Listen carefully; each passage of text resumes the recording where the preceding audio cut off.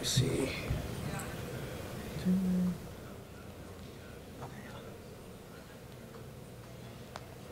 Cool. Okay. Okay, good. My name is Syed. I'm a network engineer at Oracle Cloud Infrastructure. And I want to thank you, Oracle and Tsudo, for sponsoring the hackathon. I want to thank you, Nanok, for organizing the hackathon. I want to thank you, my teammates and colleagues who helped me actually throughout the building up the hackathon and then on the Sunday running it, running the hackathon. So just a quick recap.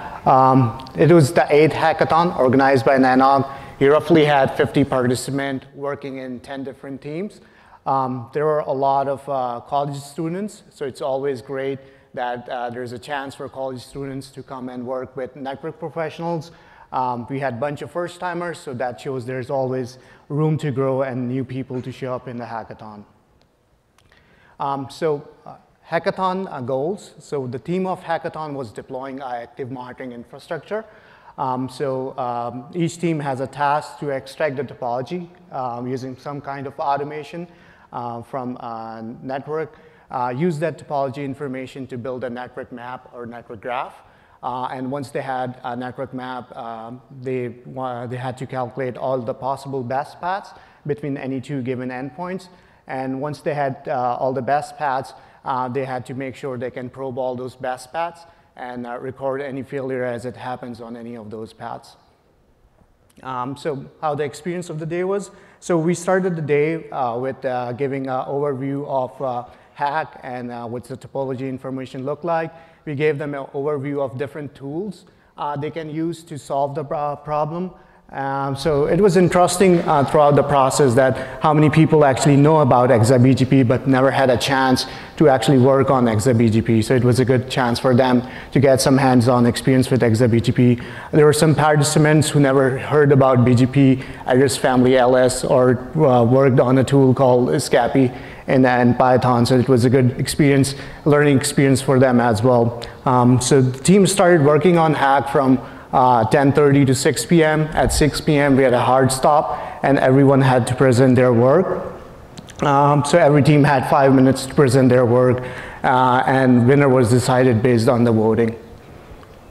So we always encourage people to bring their own project. So this time around we had a project that got resurrected from Nanok 67, PyCon, console servers using Raspberry Pis, and actually they are one of the winners of Hackathon as well, along with NetBuffs. So without any further ado, I'll invite NetBuffs, followed by PyCon, to share their experience of Hackathon and their approach, how they approached solving the Hackathon.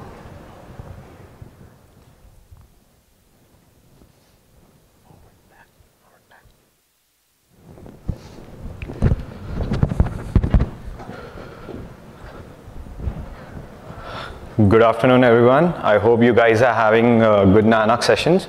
So we are Team NetBuff. We are students from University of Colorado Boulder. I'd like to thank firstly Nanok for arranging this hackathon and giving us the opportunity to participate in it. I'd also like to thank Oracle and Tsudo for giving us the cloud platform to perform the hack. So the problem statement was given us basically was to network automation. So we needed to build a system to monitor the network and detect the failures. So for moving forward with this, we monitored the paths for all the networks, so all the paths from point A to point B. As you know that a large amount of data is flowing from one point to another, so we use time as a metric to going forward with the monitoring path. Since time complexity we automated the whole script, whole network topology monitoring process, and we made use of some open source tools. So the hackathon goal which we moved forward with was to extract the topology information, like all possible paths, the number of hops, the interface nodes informations. We monitored that and we detected failures for that. If the failures were detected, we raised the necessary actions. So we pass this information from the network topology using BGPLS. BGPLS is a tool that can be used to extract the IGP information and give it to an external entity via BGP. And for that, taking the information out of BGPLS, we use XRBGP. So XRBGP gives us the information in a form of JSON format. And for extracting the information and passing through it, we made use of Python and JSON. And as you can see, we found out the router IDs, router addresses, all that through this information which we got from XRBGP. Then we made, this is the topology which was given to us. We had 6 routers. So we found out the best, all possible paths from point A to point B using a tool, NetworkX. NetworkX is a tool that can graph the network, and you can study structures, dynamics, and functionalities. So this is the workflow we followed. So first we created the probes that we need for monitoring. Then we send a probe from host A to host B. On the same machine, we received the same probes. We extracted the information regarding the time between and the sent and the received packets. We calculated those time, calculated the time difference between them, and set a threshold. If the delay that had was greater than the threshold, we generated a ticket. Otherwise, this whole script was going back to step 1 and continuously monitoring the whole process. So the 4 probe creations, we made use of Scapy. Scapy is a strong, powerful tool in Python package, which can use to create packets and send from point A to point B. So we created IPGRE packets, different more packets which had source and the destination addresses. We integrated those packets in a single variable, and we integrated the payload which contained the time. Then we send the packet using the Scapy function. And as you can see, this is the screenshot of the packet which we received back on the instance. So we calculated the time difference. For that, we fetched the information from the received packet and took the difference of the send time and the receive time and set a threshold for that. If the value goes beyond the threshold, we automated a script that can generate an email and which can raise the ticket.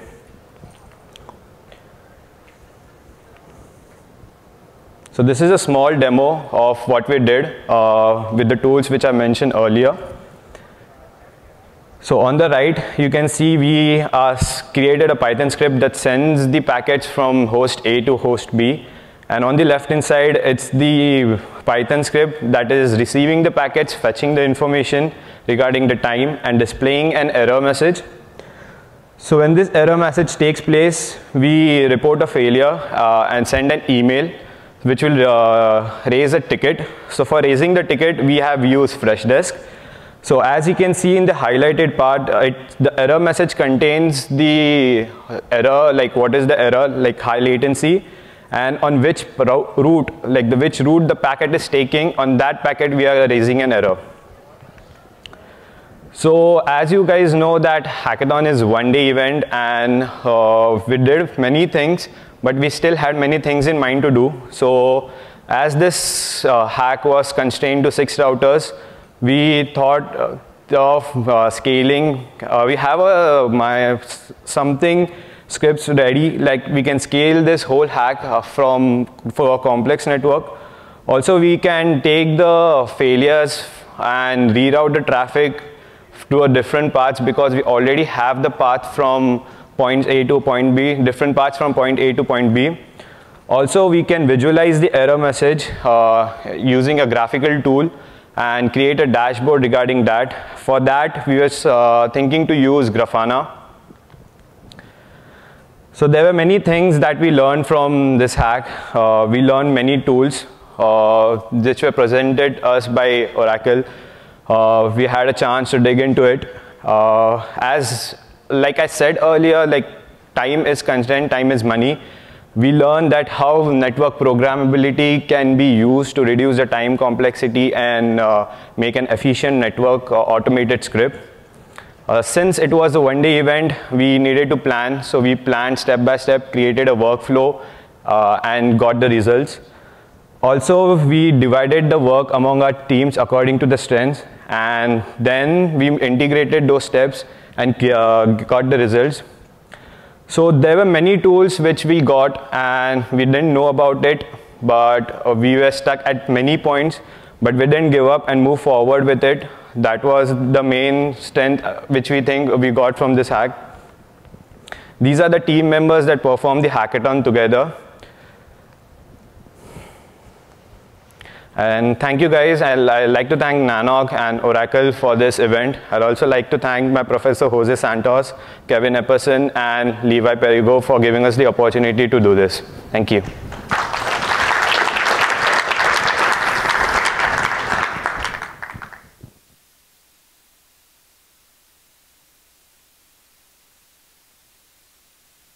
Hi everyone, I'm Ryan Rodden from Conversant Media.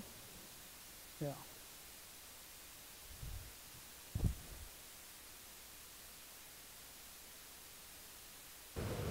I'm Ryan Rodden, I'm with Conversant Media, and I was working with Anand, Oliver, and Taylor on the PyCon project.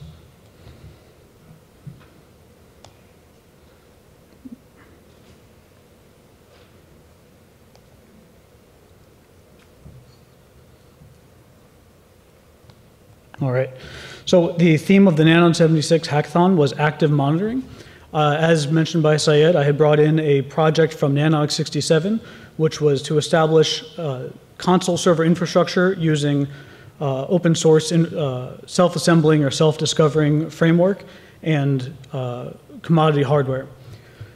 Some common issues that I think we've all experienced with managing console infrastructure, especially across multiple locations, console vendors, and capability of local personnel is the islands that we have of different devices that perform different function or service different devices, poor documentation of what devices are connected to what console, especially when you need it most, little or no proactive testing of what devices are available and working correctly on console, and then the pain that can come with when you need the console, but you can't necessarily find it, you don't know if it's hooked up or if it's working correctly. I think everybody has probably experienced the case where you reach out to an on-site contact, whether it's a non-technical individual in an office, whether it's new or broken, or a remote hands personnel who has to troubleshoot your console and get you, hopefully, your out-of-band access working. So the project born of the 2016 Nanox 67 Hackathon was to develop an open source self-discovering framework that would allow you to use commodity hardware operating over a trusted or untrusted network to give you a single view of all your console capabilities, regardless of location and maybe even vendor. Over time, this would then give you the means to pick and implement the advanced features that you want, such as user concurrency, whether it's read or read-write, logging of console output to file or to syslog, and then also point-and-click access, ideally, such as is offered in some of the more advanced commercial platforms. So in theory, all you need is a USB serial adapter and then some device to give you that remote access. The Raspberry Pi is a platform that I think we're all familiar with the ubiquity of, and there's a lot of other similar ones that can be used to drop and get this capability wherever you need it. The idea is to have a API and a framework where you power up a device and it runs an agent that can self-report things such as its interfaces, its addresses, and the console ports that are available so that you can maintain an inventory of all the console connections available in the different locations these are deployed. Whether the connectivity is 3G or 4G out-of-band or third-party vendor-provided connectivity or a local trusted network, this would give you the means to access those devices over whatever is in the middle. The actual workflow ends up being that you have the periodic registrations from the Raspberry Pis out in the field. They call to the web server and in turn get back some amount of configuration information. That will be used to configure the local console ports, as well as step 3, which is optionally open an SSH tunnel to a server in your central infrastructure. This way, regardless of who else's network is in the middle, what vendors or firewall policy might be in there, as long as you have that SSH capability back to your central location inside or outside your network, you can then port forward or port back to the device in question to access it for console or other troubleshooting purposes. So the Raspberry Pi is inexpensive. You can buy a bunch of them and deploy them and use them for either this purpose or other troubleshooting or probe purposes. This is to some degree how this is on theme with the hackathon, even though it was a project off of the in-band testing and monitoring aspect. The initial work in 2016, we used Python 3 with Flask and Bootstrap and minimal external dependencies to provide a web server and API where the agent would be fired up and given just the endpoint of the API to register with, and then everything else would be pulled from the server side config. This web server would also provide the UI for the listing of devices, console ports, addresses, and status of the infrastructure. The self-registering agent would then also be able to open that SSH connection to an SSH jump box, essentially. So after that hackathon, the next steps were to add some more web and UI capabilities to support the configurability of the environment, establish the actual programmatic console access, the in-browser console access once that foundation was in place, and potentially other things like add a proxy agent for joining other vendors' infrastructure or registering with the API on their behalf, or physical configurations for deploying these in racks or whatever level of ruggedization required for an environment. So the agent starts up. It will self-publish its own hold time based on how volatile it expects to be. Its host name, so it can be uniquely enough identified. Its interfaces and addresses, both IPv4 and IPv6, and then the list of whatever TTYs are available locally that should be able to provide console access.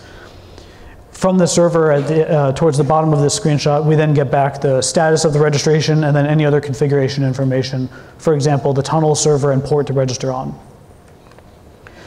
The UI provides a fairly straightforward list of the devices. One of the goals that we chose were the top 3 to add some additional capabilities and establish some level of the console access. So in this screenshot, we have the list of devices, in this case, the one main demo device, the 2 ports available on it, and then the descriptions, which is a new capability added throughout the process of learning and working on the project together. In the device details, we added the click to configure capability towards the bottom here to be able to provide, instead of going into configuration files and mapping ports and descriptions on everything, hopefully providing configurability through this single view as well, regardless of how many of the deployed devices or ports there are. That same mechanism hopefully can be used to configure baud rates and other configuration necessary to light up the downstream downstream serial ports and persist that configuration over time. We also were researching the Websockets capability used to get an in-browser access to the console so that when you have the list of devices and console ports available, you just click on one and you are able to access the console of the downstream device. We got some islands of the connectivity and proof of concept working.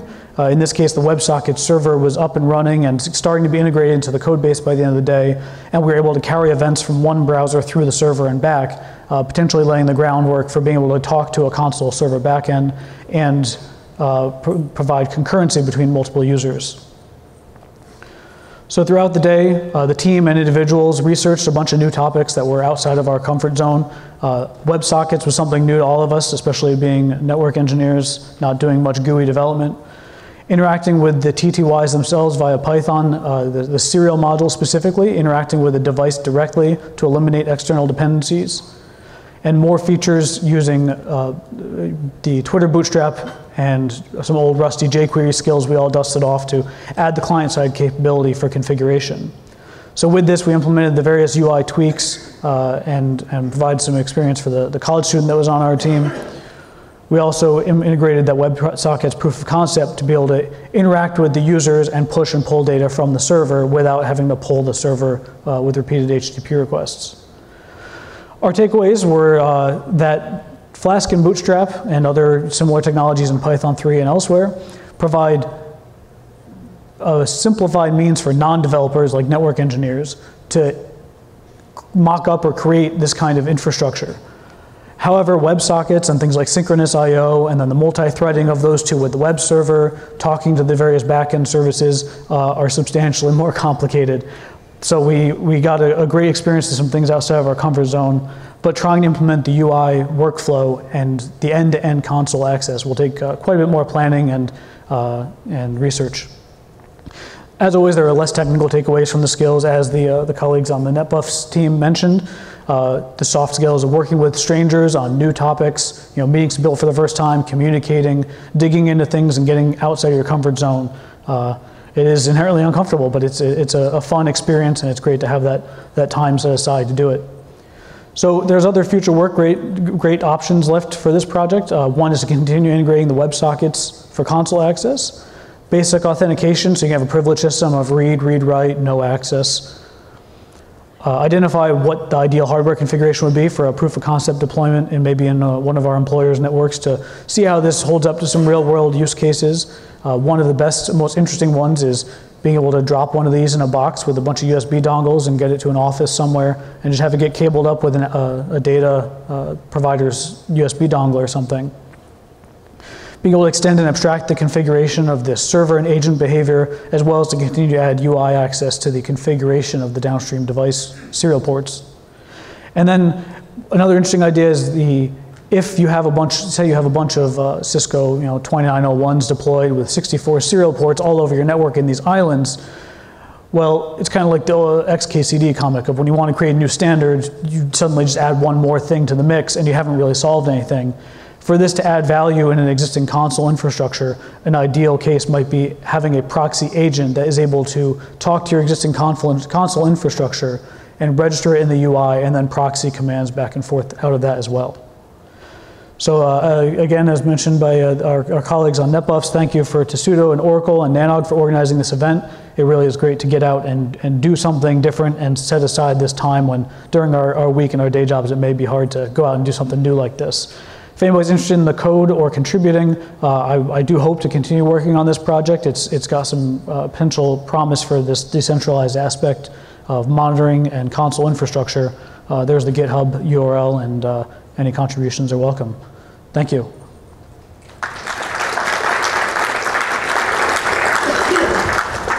So there are a few minutes left if anybody had any questions about the hackathon or either of these projects. Both teams are available. All right, thank you.